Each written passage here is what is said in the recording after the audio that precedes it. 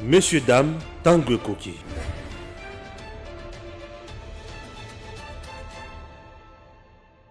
Le Sénat a entamé ce jeudi 23 septembre l'évaluation de l'état de siège décrété depuis le mois de mai de l'année en cours sur ordonnance présidentielle dans les provinces de Nord Kivu et Ituri. Très préoccupés par le retour de la paix dans la partie est du pays, les sénateurs ont, par cet exercice, auditionné quelques membres du gouvernement concernés par cette question en vue d'obtenir les explications claires, sans ambiguïté, sur l'évolution de cette situation exceptionnelle dans cette partie du territoire national. Il s'agit du vice-premier ministre, ministre de l'Intérieur, ministre de la Défense nationale, ministre des Finances, ainsi que le vice-ministre de la Justice. Les directeurs généraux de la DGM et celui de l'ANER ont été également conviés à cette séance. À l'issue d'un huis clos de quelques heures, la plénière a décidé d'accorder quelques jours au gouvernement pour harmonisation du rapport. Aujourd'hui, nous avions déjà entamé l'évaluation de l'état de siège proclamé dans les provinces de l'Ituri et du Nord Kivu. Mais le débat que nous avons engagé, après avoir entendu les membres du gouvernement, nous a amené à ajourner l'examen de cette question pour demander au gouvernement de pouvoir bien préparer ce dossier et d'harmoniser sur tous les vues et d'éviter les contradictions de manière à ce que lorsqu'ils seront prêts, nous puissions les inviter par le biais du Premier ministre pour faire une évaluation correcte et sérieuse. Nous tenions donc à dire à notre peuple qui nous suit que nous n'avons pas voulu éluder quoi que ce soit. La question elle est remise pour plus tard. La plénière que dirigeait l'honorable président Modeste Bahati Lukwebo a procédé, après débat général, à l'adoption du calendrier de matières à traiter au cours de la session ordinaire de septembre. Session essentiellement budgétaire, mais les élus des élus mettront un accent particulier sur les contrôles parlementaires. Il faut noter par ailleurs que ce calendrier adopté reste ouvert durant toute la session, a fait savoir le président du Sénat. Inutile de voyager, inutile de se tracasser. Arcis Style de Rêve, une boutique d'habillement et salle de mariage vient donner solution à vos inquiétudes. La boutique offre des articles de qualité 100% turquie. La boutique dispose des robes pour mariage civil et religieux, y compris tous les accessoires, de vestes cérémoniales et de bureaux de grands messieurs, des robes de soirée et habillements de grandes dames, des chaussures basket, perpètes et mocassins hommes et dames. Arcis Style de Rêve n'a pas oublié l'habillement des tout petits de 2 ans à 16 ans. Arcis Style de Rêve livre également dans toutes les provinces de la République démocratique du Congo. Arcis Style de Rêve a des chemises de classe et tenues de conférences. Comment retrouver la boutique Arcis Style de Rêve? Elle est située sur la 8e rue Limité Industrielle, plus précisément en face du ministère Amen, sur Facebook. Arcis Style de Rêve, sur WhatsApp 081 198 83 11 09 95 99 00 96. Arcis Style de Rêve, c'est la réalité dans le monde de la SAP. Arcis Style de Rêve, c'est la classe. Polémique, polémique, polémique. Vous connaissez Madame Denise Dankert, n'est-ce pas? Oui, tout à fait. C'est ma soeur, c'est ma jeune soeur. Oui. Il y a aussi une dame aussi qu'on appelle Gisèle Mpela. Je l'ai connue à Bruxelles aussi. Gisèle Mpela. À Anvers et puis à Bruxelles. Qui aurait qui a des enfants avec le président aussi. Il y a confusion totale. Paraît-il que Madame Denise Nyakero aurait envoyé une jeep de militaires là-bas pour qu'on puisse déguerpir, bien sûr, Gisèle Pella, la faire partir du pays. Les dossiers là, au juste, il est comment? Bon, d'abord, je dois dire que j'ai suivi comme tout le monde et j'ai vraiment déploré la façon dont l'affaire a été interprétée dans les réseaux sociaux. D'abord, les gens ne connaissent pas Denise Nyakero. Ouais. Je vous dis, cette dame-là, c'est une ange. Ah. Les œuvres qu'elle est en train de faire aujourd'hui dénotent vraiment la grandeur, l'amour qu'elle a. Je ne pense même pas que Denise peut même tuer une mouche. Oh. Les gens ne connaissent pas, oui, je vous dis, même pas tuer une mouche. D'abord, au moment où nous parlons, elle n'est même pas à Kinshasa, au Congo.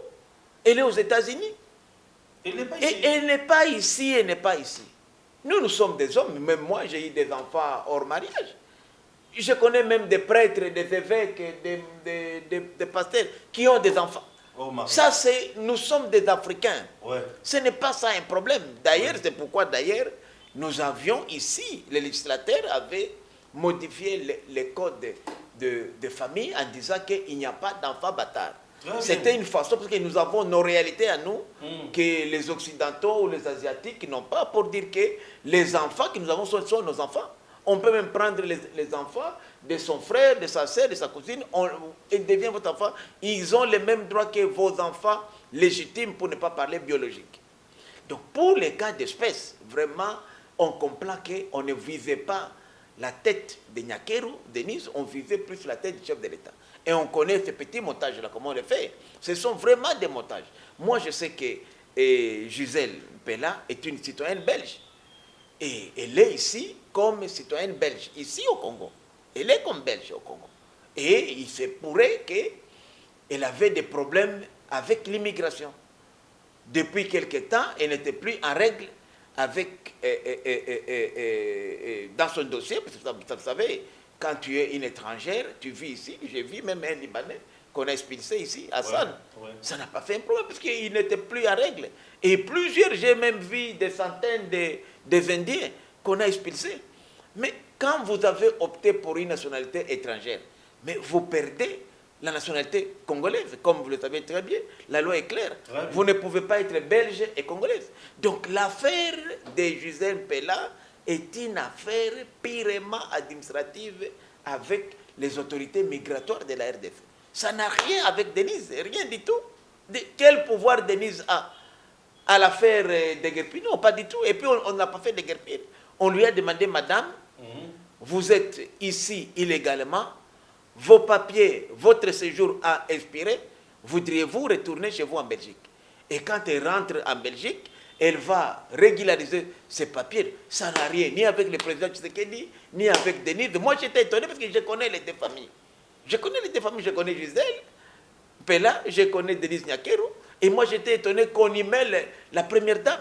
Non, pas du tout. Elle n'est pour rien dans ce dossier. Elle n'y est pour rien, rien du tout. C'était juste une façon. En fait, on voulait plus salir les chefs de l'État. Comme déjà, et ça se comprend bien, on a senti qu'il y avait la Mouka El Bandondo, puisque les propos qu'on a tenus dans les réseaux sociaux ne sont pas différents de ce que Fayoulou venait de tenir moins d'une semaine auparavant. Ah oui. On comprend que c'est Fayoulou Mouzito qui sont derrière tout à fait. Pour chercher des chiffres. Donc c'est ça. Donc ce sont des montages. Et ça, c'est vraiment scandaleux.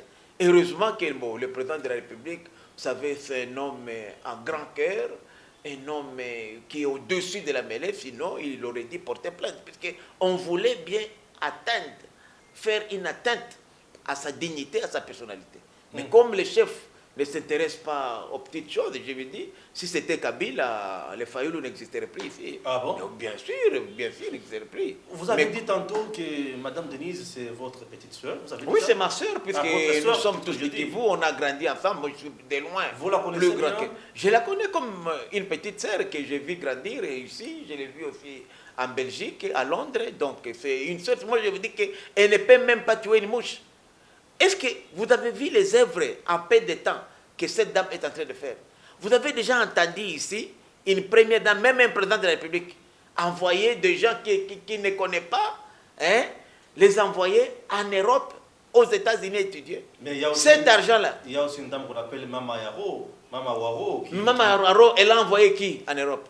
Non, mais qui soutient, pour étudier. Qui soutient les comédiens, Mama Waro est là. Mais les comédiens là, mais c'est ici au pays, moi j'ai dit, prendre, et puis les comédiens, elle l'attend au retour. Elle n'a plus politique, puisqu'elle aurait des ambitions de se présenter aux élections présidentielles. Ce n'est pas mauvais.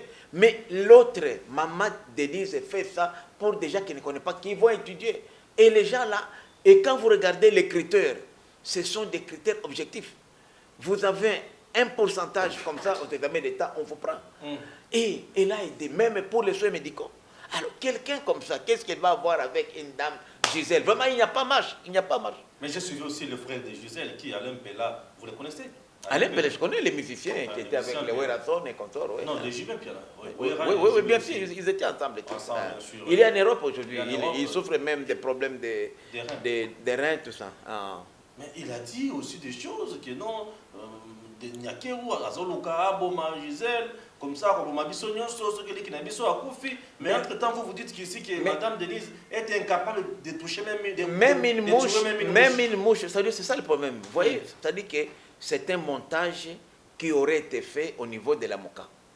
Et la version que Alain, d'abord Alain, je peux les dédouaner, les pauvres, il est dans un état même avancé, vraiment, des problèmes de reins. Et vous savez, dans cet état-là, il faut les dédouaner. Moi, tout ce qu'Alain a dit, j'ai entendu, je comprends que ce sont des souffrances de maladie. Lui, il n'a fait que les refrains de ce qu'il a suivi dans les laboratoires de la MOCA et El Bandoud. Donc, ce sont justement, c'est comme vous. Vous lisez dans les réseaux sociaux, vous reportez au public ce que vous avez lu ou ce que vous avez écouté. Mais en réalité, ça n'a rien du tout, rien du tout. Et même les images là que vous avez vues, ce sont des images montées de toutes pièces. Est-ce que vous avez entendu Gisèle Pella parler? Jusqu'à présent, non. C'est ça. Mais qu'est-ce qui empêche Gisèle de parler? Gisèle parle, elle parle. Ah bon? Bien sûr, elle parle. Ce n'est pas une fille qui te va traîner dans la rue. Elle parle. Pourquoi elle n'a pas parlé? Ouais. Pourquoi Denise n'a pas parlé? C'est ça, c'est pourquoi je vous dis que ce sont des montages de la boîte. Ce sont des techniques auxquelles nous on est habitués, on le faisait même nous à l'opposition. On crée quelque chose, on les met dans les réseaux sociaux ou dans les médias. Surtout nous, on a monté ce genre-là contre Mobutu. On a fait ça plusieurs fois. Et Mobutu ne comprenait rien. Il y a une histoire et les autres relayent ça comme si c'était une vérité. Je vous dis qu'il n'y a rien entre Denise et... D'abord, les rangs de Denise, vous voyez Denise vraiment descendre, aller vers la jalousie à Gisèle? Non, pas du tout. Donc ce sont des laboratoires de la MOCA et le Bandodo qui ont monté tout ça. Et le pauvre Alain, étant à 2000 km, il n'a eu que cette version-là et dans son état, il faut le dédonner. C'est un malade. Moi, j'ai eu un frère qui est décédé, d'ailleurs mon cadet, mon jeune frère cadet, qui est décédé des reins. Je n'arrivais plus à reconnaître mon frère David. Les souffrances là lui amenaient parfois même à prendre des couteaux, à menacer à tuer les gens à la maison.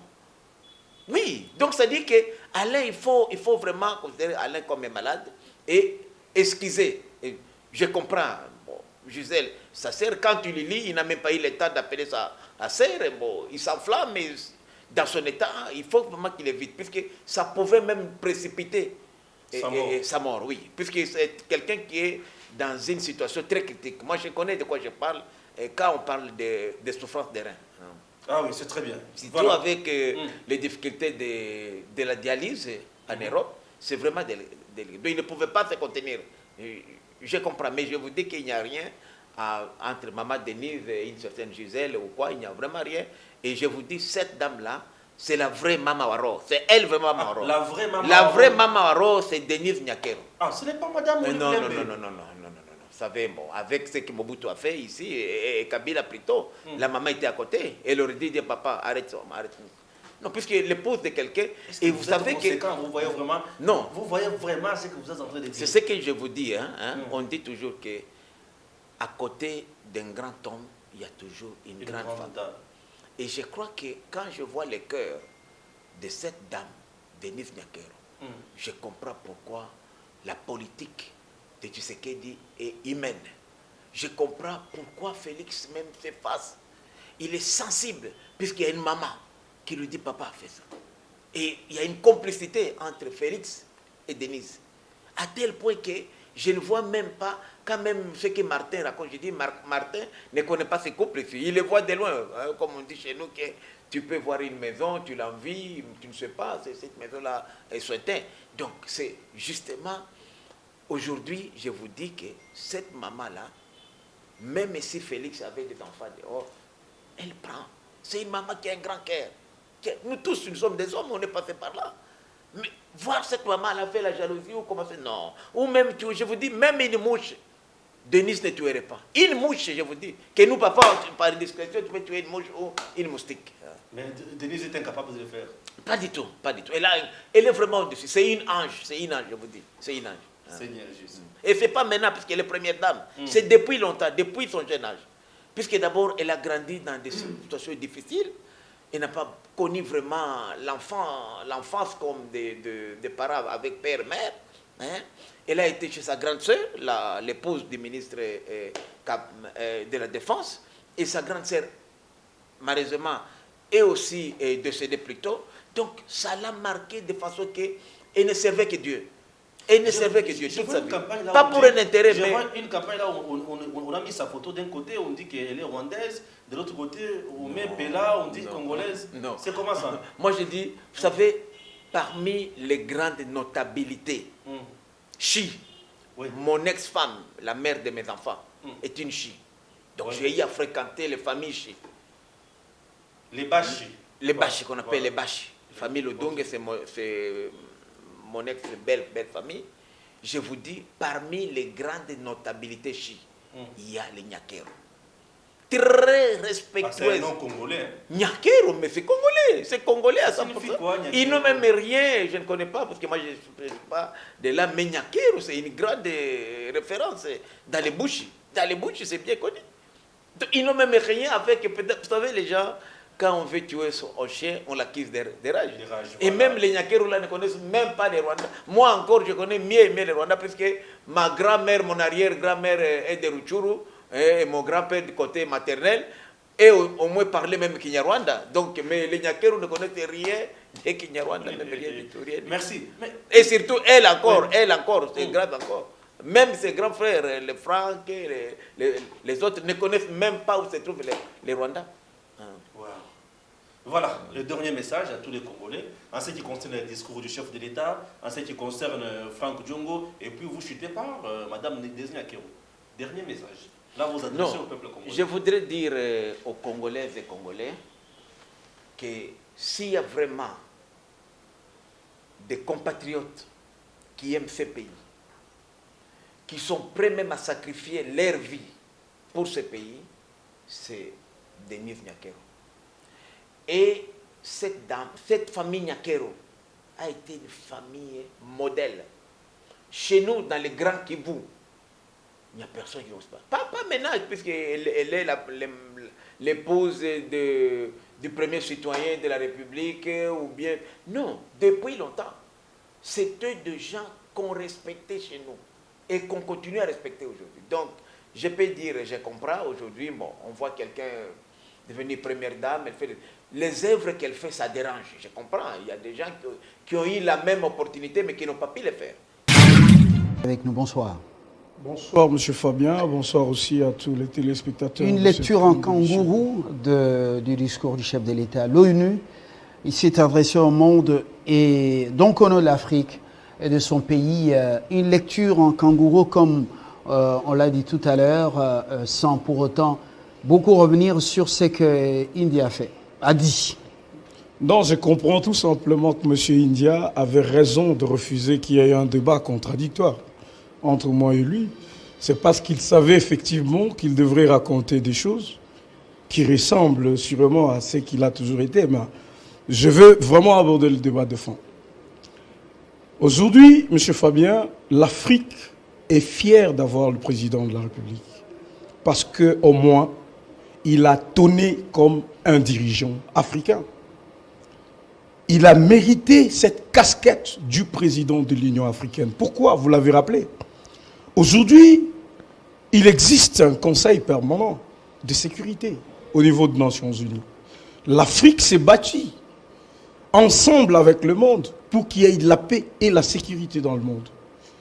Mais dans ces conseils permanents, il n'y a aucun pays africain qui y siège. Encore que le membre de ces conseils permanents, c'est des gens qui ont le veto et qui ont la décision sur la paix et la sécurité dans le monde. Que le président de la République rappelle que les Nations Unies doivent quitter ces stades, de considérer que l'Organisation des Nations Unies est une émanation de guerre de 1940-45. Pour ramener les Africains à la table des négociations, c'est une avancée significative. Que le président aussi plaide pour que, dans le membre non permanent du Conseil de sécurité, qu'il y ait eu 2 États africains qui représentent l'Afrique.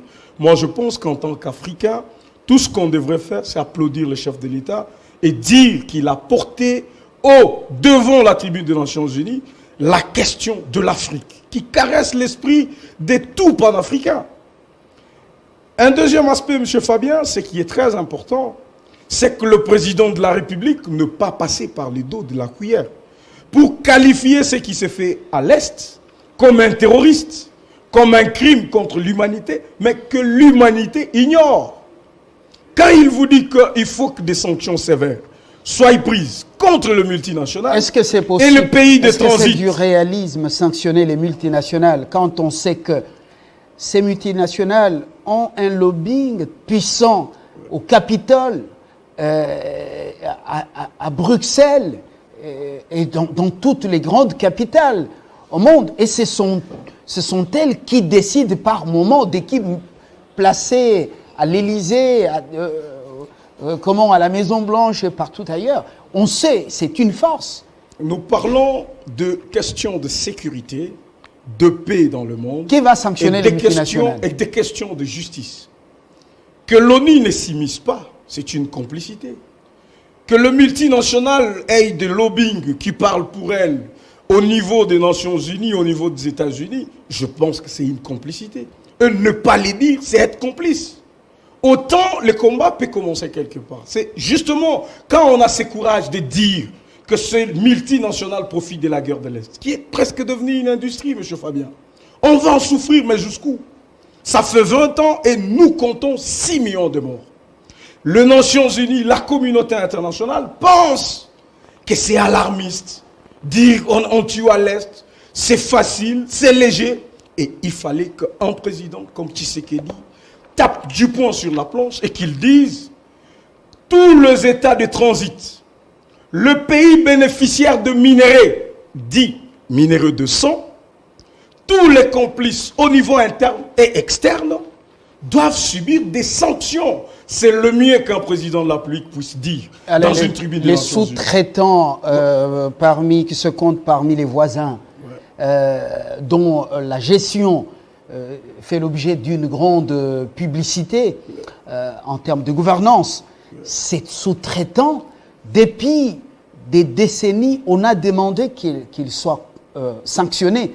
Mais les rapports mapping traînent dans les tiroirs des Nations Unies. Qui a déjà sanctionné ces pays sous-traitants? D'ailleurs, j'ai besoin de vous rappeler, M. Fabien, je sais que vous n'avez pas oublié, quand le président Joseph Kabila, que M. India était en train de presque vanter sur le plateau, quand il parlait de la question de l'Est, il avait des réserves. Il avait des gants. Il ne pouvait pas nommer comme l'a fait le président Tshisekedi. Je n'ai pas oublié. Un jour, il a nommé le Rwanda. Voilà pourquoi nous disons, oui, effectivement, il y a tous ces pays qui se constituent en syndicats de crimes, qui contribuent à ce que notre population soit galvanisée comme elle est.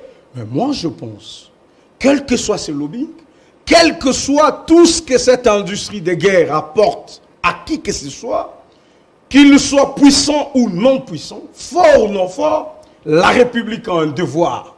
Ce devoir, c'est de rappeler au monde que nous subissons un carnage et qu'il fallait que de mesures idoines de la part de toute la communauté internationale, que cette synergie soutienne la République. Parce qu'aujourd'hui, on parle d'un phénomène dans le monde, M. Fabien. On parle du terrorisme.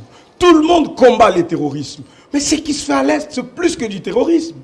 Et les dire, il y a un monsieur qui dit, tout ça c'est du déjà vu, du déjà entendu. Il n'y a rien de nouveau. Vous pensez que c'est normal qu'un Congolais qui vit la misère que subissent nos populations à l'Est. Paupérisées, de pères de famille, de mamans abandonnées, de veuves, des orphelins. Le tableau est Et connu. vous trouvez un Congolais qui s'aimait parce qu'il est indien au mari, et il vous dit, ben, tout ça c'est du déjà entendu, c'est du déjà vu. Mais est-ce qu'il connaît, la souffrance de nos mamans de l'Est? La communauté internationale elle-même, on dit qu'elle est beaucoup hypocrite. Vous connaissez, dans le couloir des Nations Unies, on dit que les décideurs sont invisibles. On parle des gros contributeurs. Ce discours, un discours pour la consommation extérieure, ou un discours qui peut être suivi des faits? Non, c'est un discours réaliste. Pourquoi je le dis réaliste, M. Fabien? Vous savez, il y a beaucoup de complicité dans cette question de l'Est. Moi, je l'ai déjà écrit dans un ouvrage. Quand je parle de l'Afrique et l'Occident, un mariage de merde, j'ai décrié le fait que ce qui se fait à l'Est, les Nations Unies sont complices. Moi, je l'ai déjà dit plusieurs fois sur votre plateau. Et donc, M. Fabien, il n'y a pas meilleure manière de combattre le puissant que de dénoncer leur injustice. Mais aujourd'hui, qu'ils se constituent en lobbying, qu'ils étouffent la question de l'Est, qu'ils sachent que si pas aujourd'hui, demain, ils en seront et aussi des victimes. Parce que quand le terrorisme tue, quand le terrorisme ravage, ils ne regardent pas, ça c'est les Nations Unies, ça c'est les États-Unis ou ça c'est la France. On a vu des procès de terrorisme. Tous les Français se sont levés contre le terrorisme. Les Américains et le monde entier. Mais que les gens se cachent derrière ça, parce qu'il s'agit de la RDC, je pense que nous, Congolais, nous avons ce devoir sacré de dire trop c'est trop. Nous devons en finir une fois pour toutes avec cette question de l'Est. Et d'ailleurs, je dois ajouter, M. Fabien, que les approches qui ont été utilisées sont des désordres. Il y a une approche diplomatique. Vous avez vu comment le président de la République s'est déplacé pour rencontrer tous les voisins et leur dire « Vous servez de base arrière à tous ces conflits. Est-ce qu'on ne peut pas jeter l'éponge et faire la paix ?» Mais ça continue. Il n'y avait pas une autre manière de le faire que de dire publiquement qu'il y a des pays de transit qui soutiennent la guerre à l'Est. Il y a des multinationales qui profitent du butin de l'Est. Et parce que cette guerre est devenue une industrie, moi je pense qu'il est l'heure que tous les Congolais dénoncent ces massacres et qu'on dise que ça suffit. En boucle par là avec vous, le président en exil de l'Union africaine se montre un homme objectif, plein d'espoir, alors que l'Afrique de l'Ouest est minée par des coups d'État militaires. Il n'a pas voulu beaucoup insister sur ça. Kagame, notre voisin, lui, insiste sur la généralisation, l'intensification de la vaccination en Afrique. Voilà, on comprend. Mais les coups d'État, on dit que la France serait derrière. Pourquoi ne pas avoir le courage de dire la France déstabilise l'Afrique avec d'autres puissances? Vous dites que nous nous battons en principe avec ces gens qui sont puissants. Il y a une meilleure manière d'agir avec le puissant. C'est d'abord que tous les Africains sont sûrs, ils sont au courant qu'il y a tous ces États derrière des coups d'État. L'injustice, elle est criante. Quand on refuse de soutenir au Mali, mais on soutient au Tchad, c'est une injustice.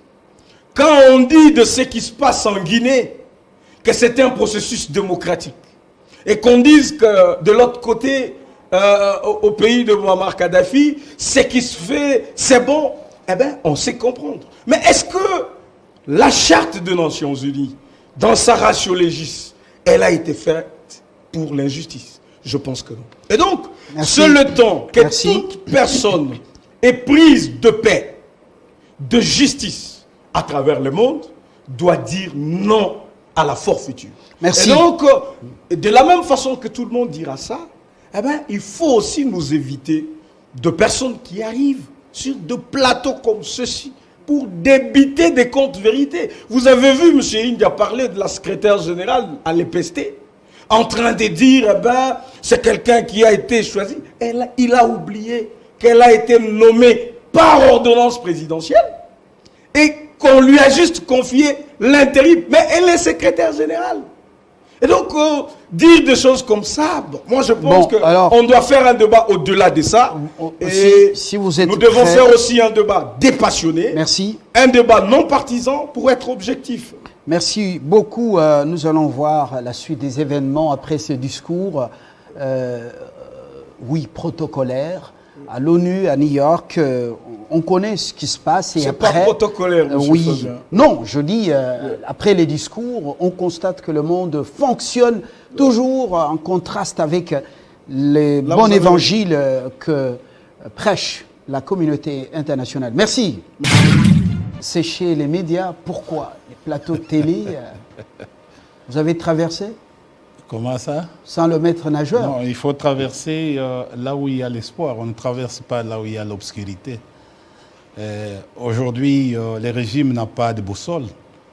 On ne sait pas dans quelle direction le régime est en train de nous amener.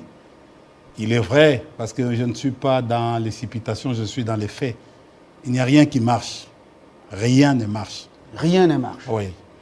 Je vais aller sur le plan éducatif d'abord. Vous avez vu les sorties piètres du ministre de l'enseignement primaire et secondaire sur cette affaire de pornographie où il est allé faire une grande pub. Il se retrouve dans des réunions des conseils pédagogiques. C'est grave. Vous êtes sans ignorer que pour nommer un secrétaire général, ce n'est pas l'affaire du ministre de l'enseignement primaire et secondaire, c'est l'affaire du président de la République. Et sur proposition du gouvernement. On ne peut pas se réveiller le matin, on nomme un secrétaire général par un ministre de tutelle. Et au fait, mettant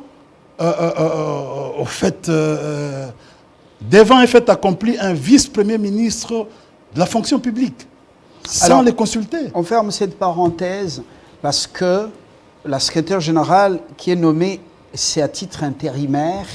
Peut-être que vous avez oublié cette dimension. Non, l'administration publique. Donc, il n'y a que ce volet qui remet tout en cause, rien ne marche. Des droits. Alors, ça vous empêche de traverser, vous restez fidèle au PPRD? Je suis au fait très requinqué d'être au parti, qui est le grand parti PPRD. Il ne se vide pas.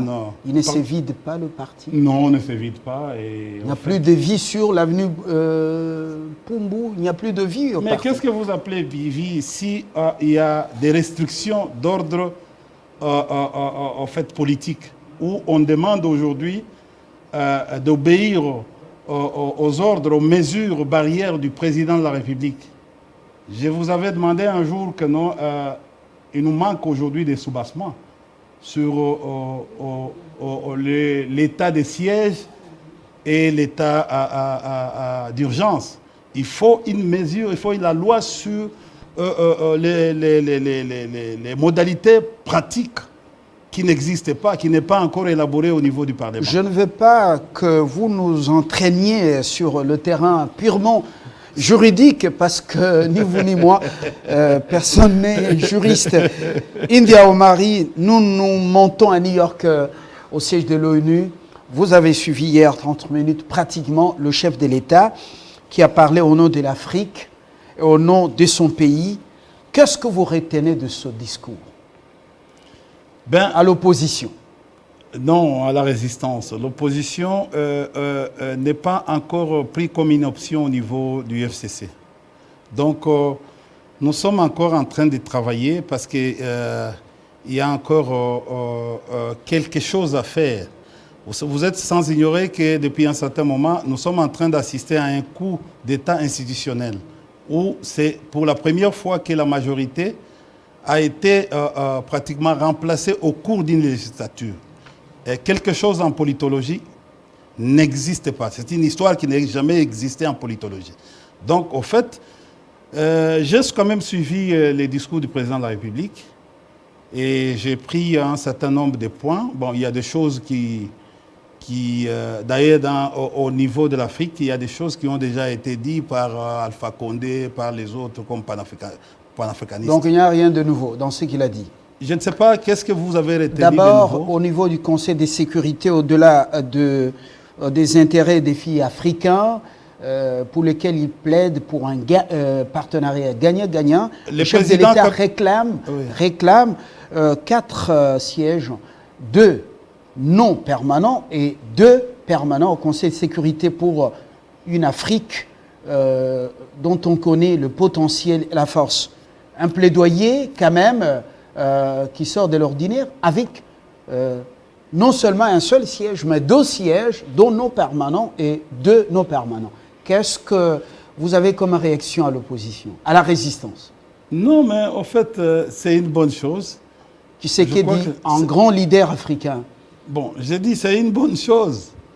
Je n'en disconviens pas, c'est une proposition qu'il a faite. Vous savez, en relations internationales, les lobbying ne se créent pas tout autour des déclarations. C'est un travail de fond et de forme. Et au fait, est-ce que nous avons encore un lobbying aujourd'hui? Parce que c'est ce qui se passe, ce qui a été dit, en fait, ce qui a été dit hier a déjà été dit par le passé.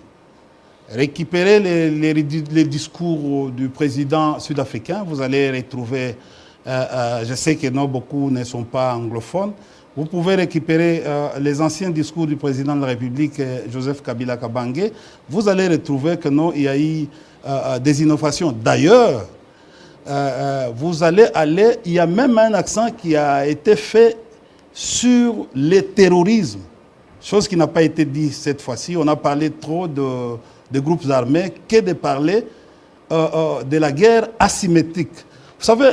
Mais il a longuement parlé de la lutte contre le terrorisme qui est en train, en Afrique. qui est en train d'affaiblir également l'Afrique. Il en a parlé, si vous l'avez bien suivi. Je l'ai suivi sur l'Afrique, les plans africains. Nous sommes entrés chez nous. Il a fallu que le président martèle sur ce qui se passe. Aujourd'hui, l'entendement de la guerre à l'Est a 3 caractéristiques. La première caractéristique de la guerre à l'Est, nous avons une guerre interétatique. La deuxième caractéristique sur le plan géostratégie, nous avons une guerre intra-étatique. Et la troisième caractéristique de guerre à l'Est, c'est la guerre asymétrique. Vous savez, au fait, dans ce que vous voyez, si on n'a pas un même entendement sur cette question, il sera difficile de résoudre la problématique de l'Est. Le président, et c'est ici, sans justement entrer dans les caractéristiques auxquelles vous faites allusion, oui.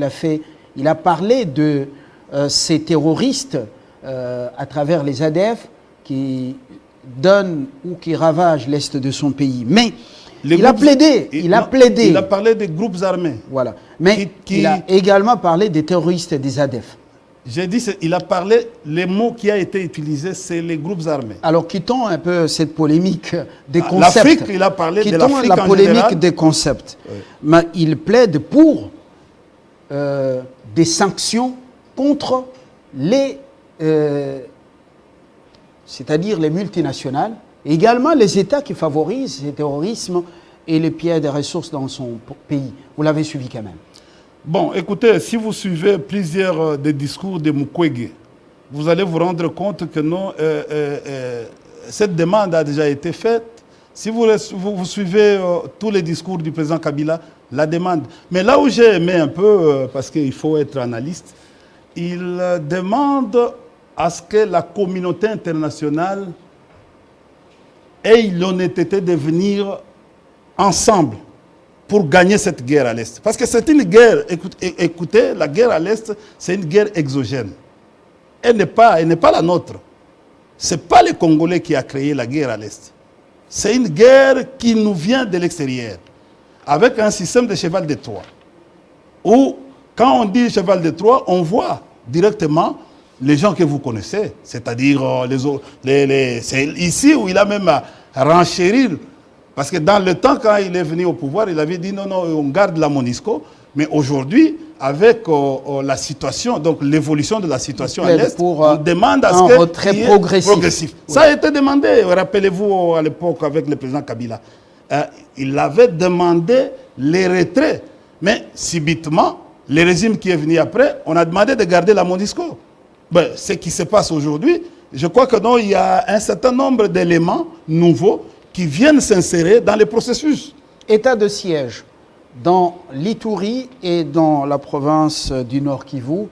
Il dit, c'est pas maintenant, il faut attendre que les raisons pour lesquelles cet état de siège a été décrété, ces raisons puissent être matérialisées. Ça vous fait frémir ça... Non, nous sommes très à l'aise, nous sommes très requinqués. C'est pratiquement quelque chose au fait qui fait à ce qu'aujourd'hui, vous savez, vous êtes sans ignorer que l'état de siège a été proclamé pour 1 mois. Et aujourd'hui, il y a les reports et des reports. C'était programmé pour 1 mois afin d'éradiquer. Le but, c'est de traquer et éradiquer.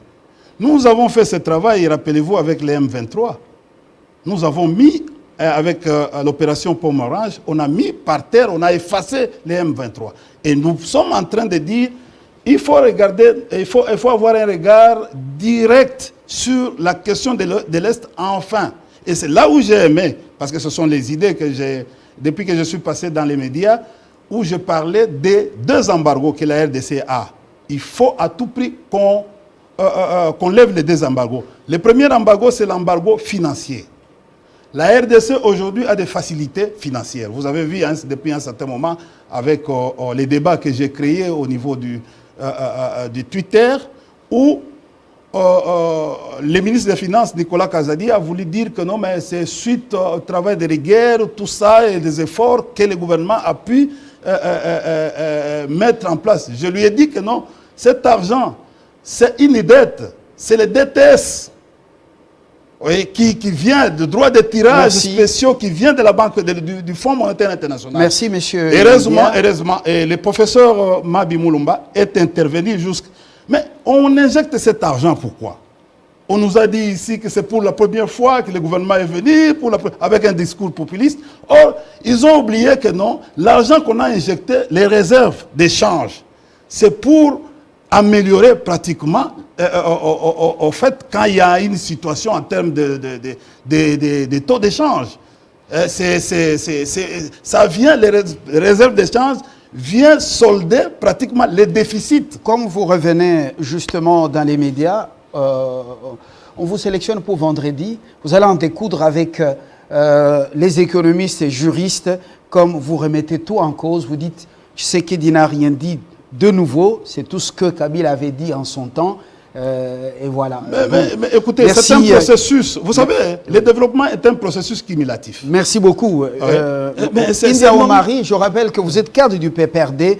Nous vous attendons vendredi pour décrypter cette actualité avec les autres co-débatteurs. Merci, très bonne soirée. Merci à vous autres. Une autre lecture rapidement avec Kabasele. Lui, il est de l'autre camp.